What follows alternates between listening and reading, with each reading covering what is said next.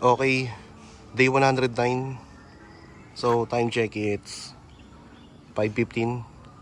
Kakarating lang namin. So okay na yung harap. Bali pala, ang kulang dito is yung bubong na lang dyan sa may harapan, dun sa may pinaka setback na 1.5 meters. Okay, check natin sa loob.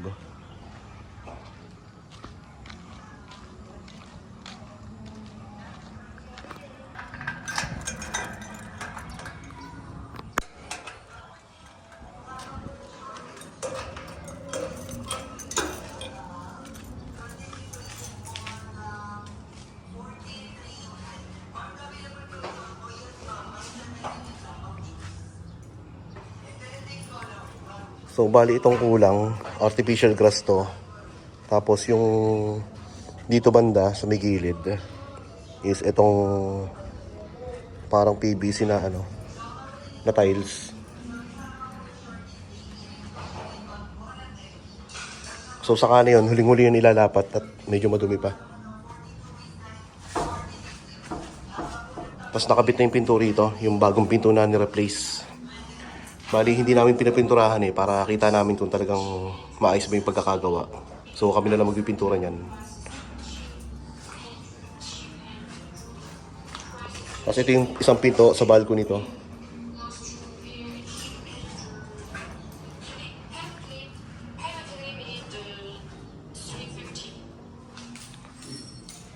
Tapos ito okay na to. Ang ganda, na kulayan ng madoo pa itong loob ng mga shelves.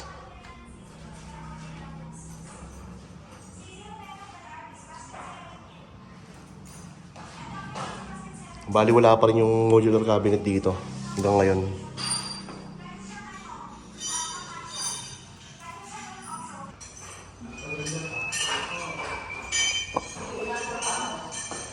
So ginagawa ni Forma ng stopper kasi mabigat sobrang bigat nito Ayun o.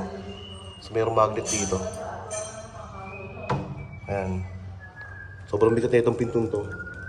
Bali ang kahoy na ginamit kasi rito is Philippine Chestnut tree.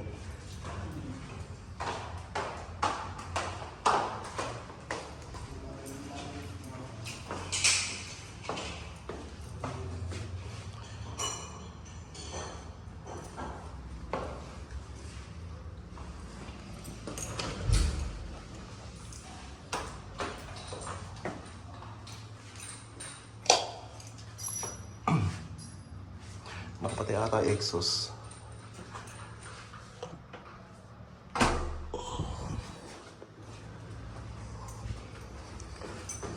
Sa natin exhaust.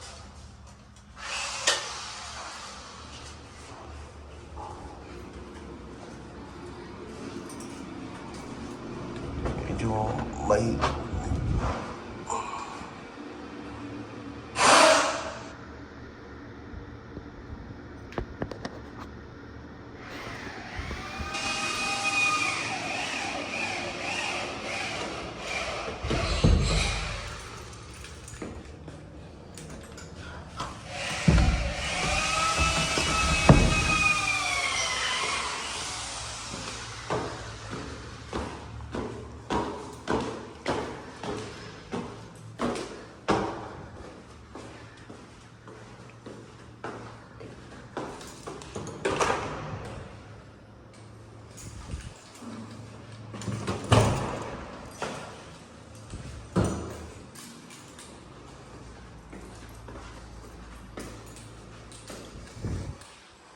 So hindi pa rin tapos to.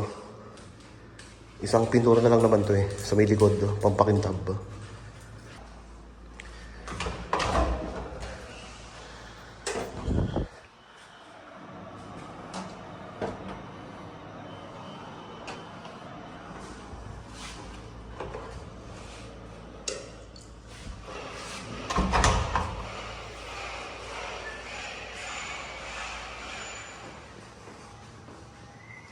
Yung closet dito, yung sa modular cabinet sa baba kasi, isa lang ang pinagkuhanan ko.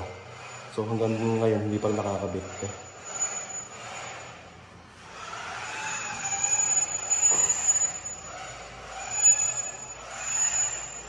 So itong pinto okay na, nakapinturahan na. Bali, makintab na siya.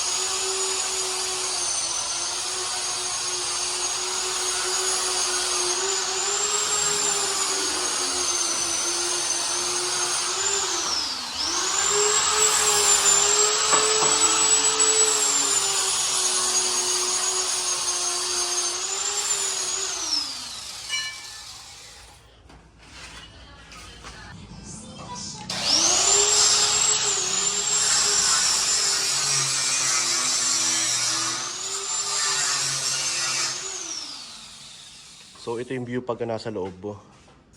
Kita yung nasa labas kapag umaga. Pero kapag magabi na, madilim, hindi nakita sa labas. Kita naman sa loob dahil sa liwanag sa dito sa garahe.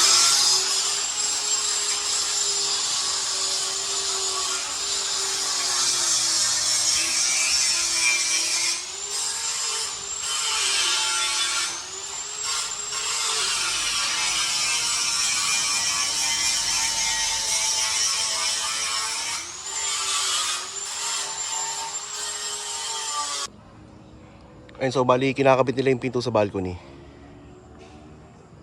Check natin, zoom natin.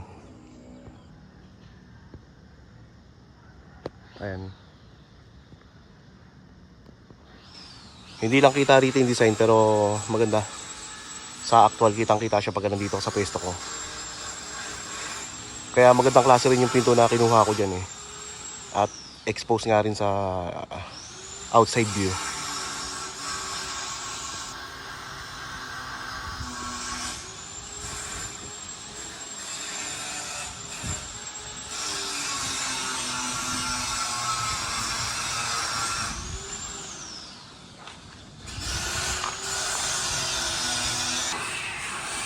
Okay, so day 109.